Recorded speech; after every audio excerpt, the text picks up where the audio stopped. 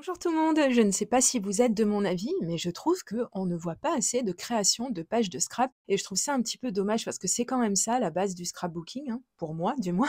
Vous me direz ce que vous en pensez dans les commentaires. Donc là, on va réaliser ensemble la page de garde de mon album 2024 pour le Project Life et comme ça, eh bien, on va pouvoir s'en donner à cœur joie dans la création d'une jolie page. Je vais, pour ce faire, adopter une astuce que je vous ai donnée il y a quelque temps en arrière dans une vidéo. Je pense que vous l'avez vue, hein. Si c'est pas le cas, c'est peut-être parce que vous n'êtes pas encore abonné à ma chaîne et ça, c'est bien dommage. Donc, je vous encourage à le faire. Allez-y, c'est gratuit. Comme ça, vous ne raterez plus aucune de mes astuces.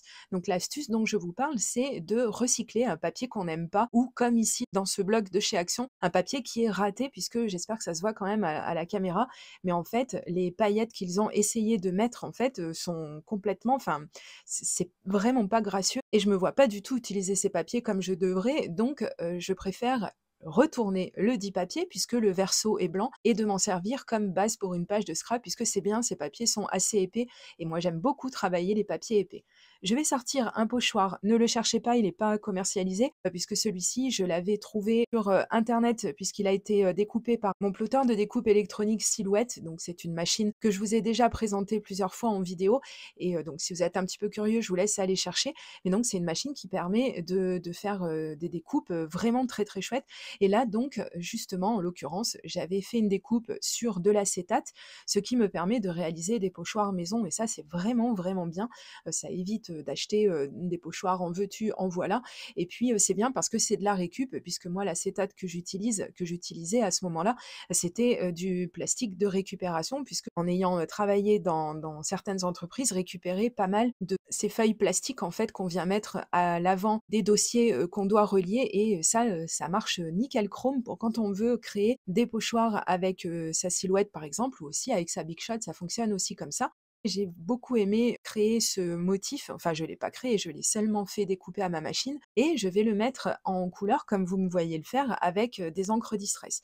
Il faut se méfier avec, des pochoirs qui ont des petits motifs comme ça, parce que il vaut mieux éviter dans ces cas-là de faire trop de mouvements. Vous savez, ce mouvement circulaire caractéristique qu'on utilise quand on va poser des encres Distress ou autres, hein, pour créer des fonds. Là, c'est vraiment pas une bonne idée parce qu'en fait, le motif est tellement fin, que même si j'ai un pochoir qui est quand même assez épais, voilà, les résultats sont pas toujours, très, très bien. Donc il vaut mieux y aller tout doucement et revenir si besoin en tapotant avec, avec son applicateur comme je vous l'ai montré dans la vidéo et puis, après là, c'est vraiment selon le résultat escompté, c'est-à-dire le résultat que vous attendez vous. Ici, moi, je voulais quelque chose quand même d'assez doux, d'assez soft, mais de présent quand même, puisque la Distress rose que j'ai utilisée, c'est vraiment un rose très, très clair. C'est un rose que j'aime bien utiliser en ce moment et je trouve qu'il se marie bien avec le jaune. Alors le jour où j'ai filmé, il faisait pas très beau et j'avais pas envie de sortir mes éclairages, mais je pense quand même qu'on arrive, à distinguer les couleurs et j'ai vraiment beaucoup aimé le rendu de ces encres sur ce joli pochoir.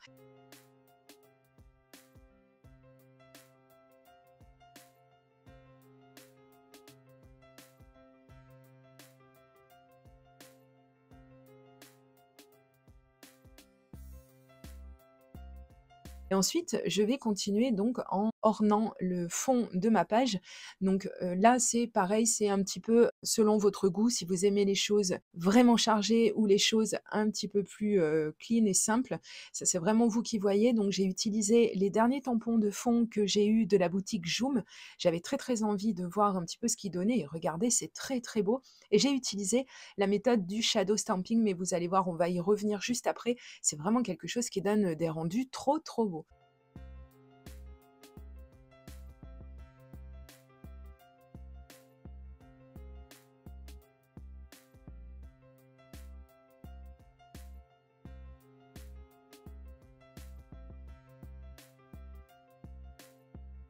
Ensuite, je vais utiliser les dies chiffres que j'avais eus dans la boutique Craftelier. Je les avais pas encore testés et bon, bah, comme vous le voyez, hein, ça découpe, très, très bien. Bon, en même temps, il n'y a pas eu de grosses surprises puisque bon, c'est quand même de la bonne qualité, donc il n'y a pas de problème là-dessus et j'ai fait une découpe sur du papier gris et je refais une découpe sur du papier, rosé un petit peu, enfin un rose très, très clair, très, très pâle. Vous allez comprendre pourquoi, parce que ça, c'est aussi une astuce que je vous ai donnée dans une vidéo que je vais vous remettre à l'écran, dans un petit moment. Donc c'est pour mettre en valeur, des découpes en fait. L'astuce consiste à glisser sous la découpe, une découpe dans une autre couleur, plus foncée. Donc là, j'avais pas envie de partir sur du noir, donc c'est pour ça que je suis restée sur du gris, puisque vous verrez à la fin, c'est un petit peu les couleurs aussi que j'ai souhaité mettre sur ma page, en plus du jaune et du rose. J'ai pas voulu forcément partir dans le noir et justement, c'était l'astuce sur l'utilisation du papier noir où je vous donne des petites idées pour voir un petit peu votre papier noir autrement parce que c'est vrai que de temps en temps, on peut bloquer un petit peu avec, avec ce genre de papier. Donc n'hésitez pas à aller voir la vidéo, je vous la mettrai dans la barre d'informations évidemment, ainsi que tout le matériel que j'ai utilisé dans cette vidéo. Ensuite, je vais sortir une règle T, hein, parce que je crois que c'est comme ça qu'elle s'appelle, puisqu'elle a cette forme caractéristique. Et ça, c'est vraiment super pratique quand on veut positionner des éléments vraiment le plus droit possible. Donc j'aurais pu sortir un tapis de découpe, mais j'en avais pas d'aussi grand sous la main. Donc j'ai préféré sortir ma règle T qui est jamais bien loin dans mon matériel. Comme ça, bah, ça permet d'être quand même assez ric-rac, assez droit au niveau de l'alignement de nos éléments. Après ici, on part sur quelque chose de vraiment très créatif.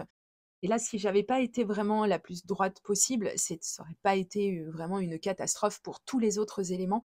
Mais par contre, pour ces éléments-là, j'avais vraiment envie, d'avoir, un résultat, le plus parfait possible. Ensuite, je vais, venir coller mes éléments, donc toujours avec, mon Quickie Glue, vous le connaissez, hein, je vous le présente plus et la petite pince inversée qui va avec, puisque pour les saisir ces éléments, c'est quand même bien plus pratique et puis pour venir un petit peu les positionner, voir où est-ce qu'on peut les mettre, ça évite d'avoir, de la colle sur les doigts parce qu'après il faut aller se laver les mains, sinon on en met partout, enfin bon bref, vous avez compris et je pense que ça vous parle également. Donc j'ai positionné les découpes grises en premier et ensuite, j'ai décentré les découpes roses, ce qui laisse voir un tout petit peu de gris par le dessous et c'est ça en fait, l'astuce que je vous ai donnée dans la vidéo dont je vous ai parlé.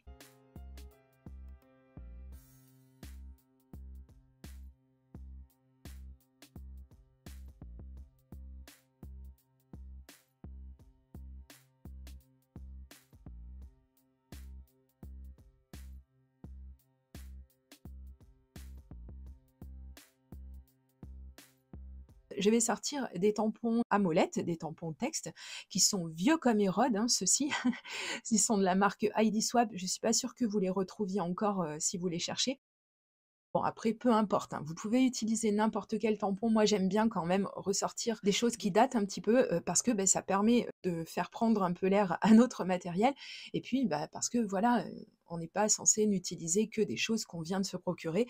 C'est important aussi de faire un petit roulement comme ça nous rappelle aussi un petit peu le matériel qu'on possède déjà, ça évite les doublons parce que ça m'est déjà arrivé d'acheter des choses que j'avais déjà, donc ça c'est impardonnable. C'est juste impardonnable. Il faut, je pense, être, bien organisé dans son matériel pour pouvoir se servir des choses le mieux possible, hein. Et donc une fois que j'ai fait ça, donc j'ai posé mes tampons et donc je vous parlais de la technique du shadow stamping, donc ça c'est très simple. Ça consiste en fait à venir ancrer son tampon, le tamponner, que ce soit sur son papier ou bien sur un papier brouillon et d'utiliser le reste de l'encre pour avoir un résultat qui soit un petit peu plus diffus. Voilà, c'est tout simplement ça, cette technique et je j'aime bien ce que ça donne, des choses, très, très douces comme ça et ça attire peut-être pas forcément l'œil dès le départ, mais c'est un petit peu le but recherché et ça permet, voilà, de venir apposer des éléments, qu'on n'aurait peut-être, pas mis autrement et justement en utilisant une encre noire, vous voyez, ça saute pas forcément aux yeux et c'est exactement ce que je voulais. Ensuite, j'ai sorti encore des tampons qui, pareil, hein, datent, de très, très loin dans le temps.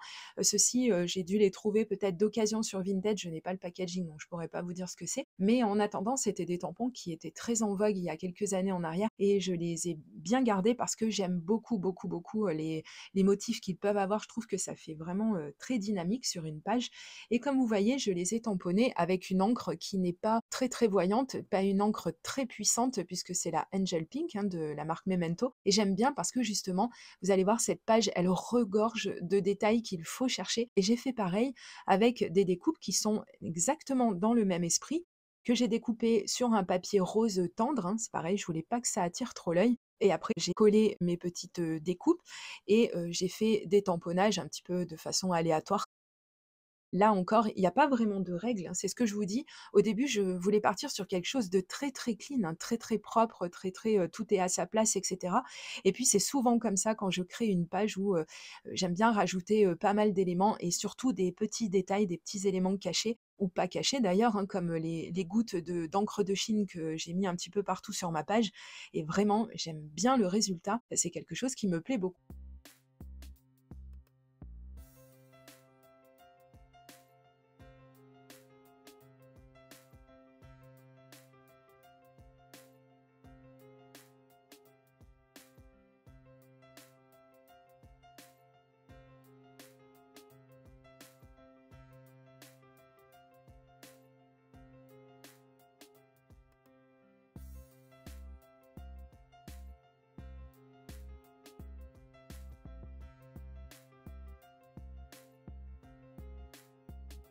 On va rester dans les détails encore et toujours et je vais sortir des mini tampons. Ici, je suis partie sur, des formes d'étoiles, mais après peu importe, hein, ça c'est vraiment pareil selon vos goûts et selon le matériel que vous avez peut-être déjà. Et j'ai encore une fois illustré la technique du shadow stamping et cette fois-ci, j'y suis allée de bon cœur puisque j'ai tamponné une première fois, une seconde et une troisième sans recharger en encre mon tampon et voilà les résultats que ça donne. Je trouve ça vraiment, vraiment beau. La nature a horreur du vide, il paraît et donc là, le vide, ça va, il y en a pas trop.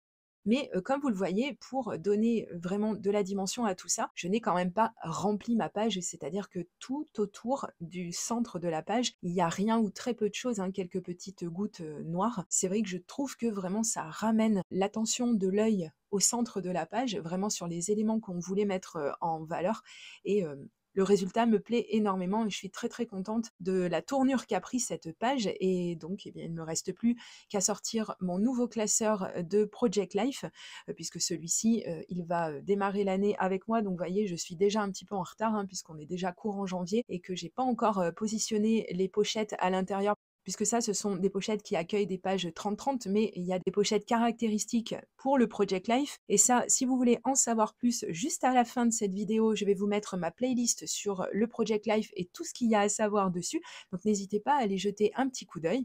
J'espère que cette vidéo vous a plu. Merci pour le petit pouce en l'air et pour la partager sur vos réseaux sociaux.